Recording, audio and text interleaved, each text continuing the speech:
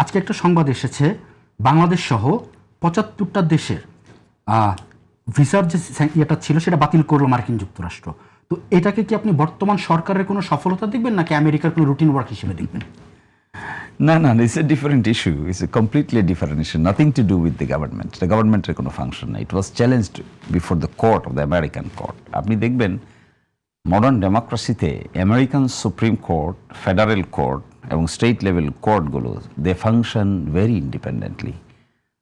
আমার মনে আছে ট্রাভেল ব্যান হয়েছিল ট্রাম্পের আগের জমানায়।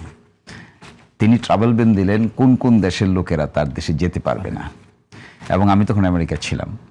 একটা ফেডারেল কোর্ট প্রেসিডেন্টের সেই আদেশটাকে স্টে করে দিল, একটা federal district court. Can we imagine এত একটা প্রেসিডেন্টের এক্সিকিউটিভ অর্ডার একটা federal district court, not the supreme court, federal district কোর্টে আর্গি করলো। ক্লিয়ারলি আমার মনে আছে বেশ কয়েকটা ইউনিভার্সিটির প্রফেসররা কিছু ক্লাস স্যুট করলেন সিভিল লিবার্টির প্রশ্নে।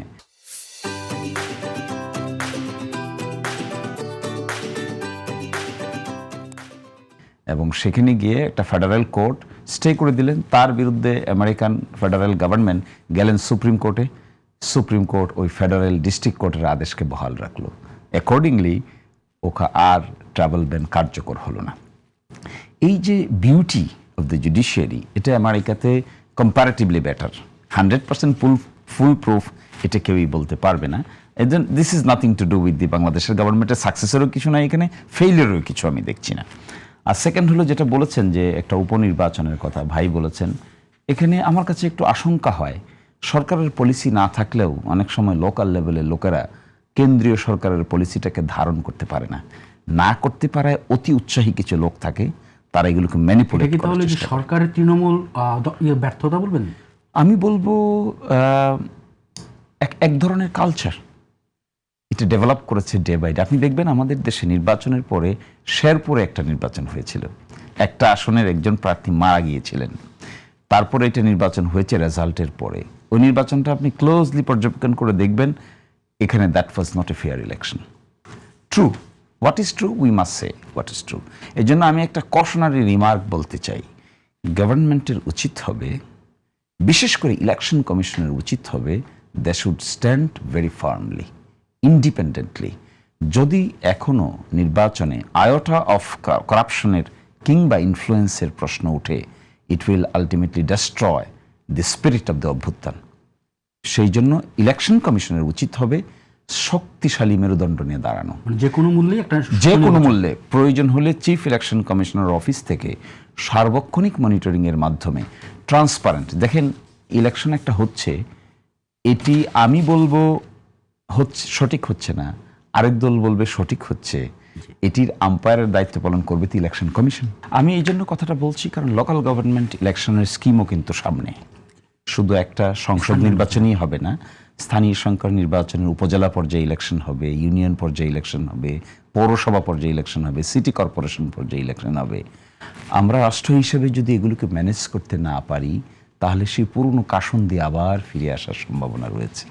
তো আমি ইলেকশন কমিশন সহ সরকার নিশ্চয়ই সাহায্য করবে বলে আমি বিশ্বাস করি।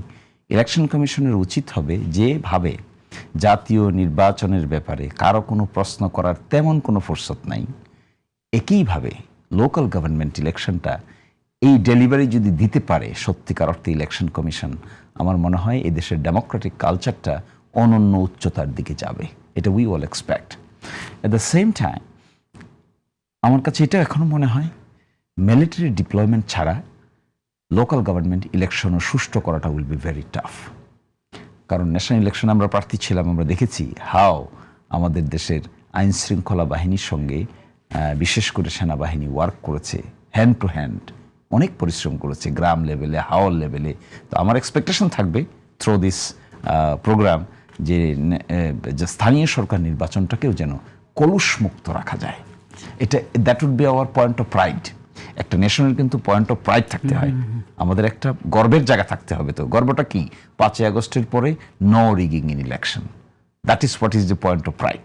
এবং ইলেকশন অতীতে হয়নি, রিগিং হয়েছে, দিনে রাতে হয়েছে, এগুলোই তো আমরা ক্রিটিসাইজ করেছি। আসলে মৃত মানুষ এসে ভোট দিয়েছে এবং কেউই ভোট দিত না, ইলেকশন কমিশন থেকে ঘোষণা করা হতো 47% ভোট কাস্ট হয়েছে।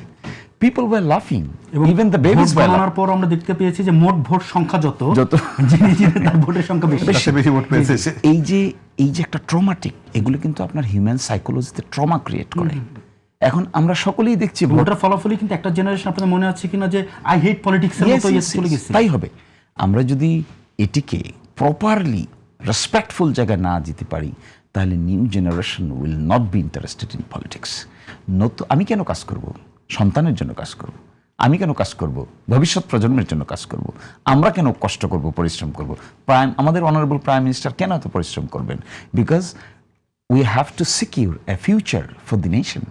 এটির মধ্যে একটা ইলেকটোরাল প্রসেসে যদি ট্রান্সপারেন্সি, অ্যাকাউন্টেবিলিটি না থাকে, তাহলে উই উইল বি ফ্রাস্ট্রেটেড। এবং আমাদের জেনারেশনের সঙ্গে আজকে যার বয়স 15 বছর, 18 বছর, যে প্রথম ভোটার, তার কিন্তু তার সঙ্গে একটা সাইকোলজিক্যাল সম্ভাবনা আছে, সম্পর্ক আছে। আমরা দেখি নাই 5ই আগস্টে তাদের কি ভূমিকা, তারা কি করেছে, তারা তো একটা দমন পীড়নে পার্টিসিপেট করেছে তারা। এবং আমরা একসময় তাদেরকে ভিন্নভাবে আইডেন্টিফাই করতাম, ভিন্ন নামে ডাকতাম। সেখান থেকে বেরিয়ে এসে তারা একটা রাষ্ট্রের, সমাজের ল্যান্ডস্কেপ পরিবর্তন করে দিয়েছে। So we must keep them in confidence. They are our pride, our heart. এই জন্য ইলেকশনটাকে ট্রান্সপারেন্ট করা at any cost, at any moment, with the participation of all concerned, all political parties, that would create a point of pride in the national life.